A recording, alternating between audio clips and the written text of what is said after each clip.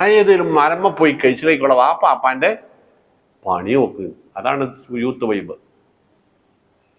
അതെ, നമ്മളവരെന്താ പറയാ, നുടി കേട്ടിട്ടുള്ളൂ ഞാൻ. വാപ്പപ്പോഴും തന്റെ വൈബിൽ എത്തിയിട്ടില്ല തന്നെ.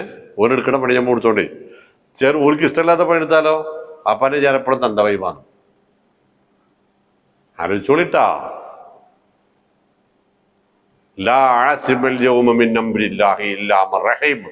മാപ്പന്റെ മറുപടിയാണ് മോനെ. റബ്ബിന്റെ കൃപാകടാശവും കാരുണ്യവും ഉള്ളവർക്കല്ലാതെ ഈ പിടിയിൽ നിന്ന് രക്ഷയില്ലടാ. പക്ഷേ അംഗീകരിക്കുന്നില്ല എന്ന് കണ്ടപ്പോൾ ഒരു മുങ്ങിച്ചാവലിന്റെ കഥ നമുക്കറിയാം, ഫിറൗനിന്റെ. ഇതതിന്റെ മുമ്പത്തതാ. വഹാല ബൈനഹുമൽ മൗജ്, ഒരു പടുകൂറ്റൻ തിരമാല മകനെ അടിച്ച് തെറിപ്പിച്ച് വാപ്പയുടെ കണ്ണിൽ നിന്ന്. ഫക്കാന മിനൽ മുഗ്റഖീൻ, അവനാണ് ഫിറൗന്റെ മുമ്പേ പോയ ആദ്യത്തെ കഥാനായകൻ.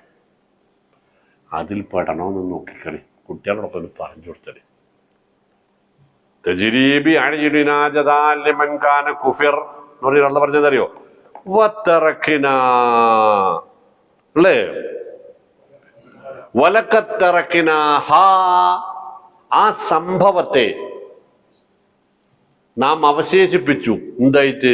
ആയത്തൻ, ഒരു ദൃഷ്ടാന്തമായി, ഒരു ഗുണപാഠമാണത്. വലക്കത്തറക്കിന ആയത്തൻ, അതൊരു തിരിച്ചറിവിന്റെ ഗുണപാഠമാകണം, അതൊരു ദൃഷ്ടാന്തമാണ്. ഫഹൽ മിൻ മുദ്ദക്കിർ, ആരെങ്കിലും ഉണ്ടോ ഇത് ഓർത്തു വെക്കാൻ, ഇതിൽ നിന്ന് പാഠം ഉൾക്കൊള്ളാൻ ആരെങ്കിലും ഉണ്ടോ?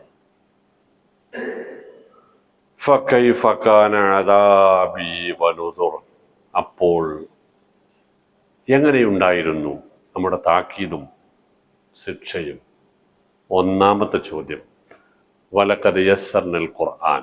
അതുകൊണ്ട് മുഅ്മിനീങ്ങളെ, ഇത് വളരെ ലളിതമാണ് വിശുദ്ധ ഖുർആൻ.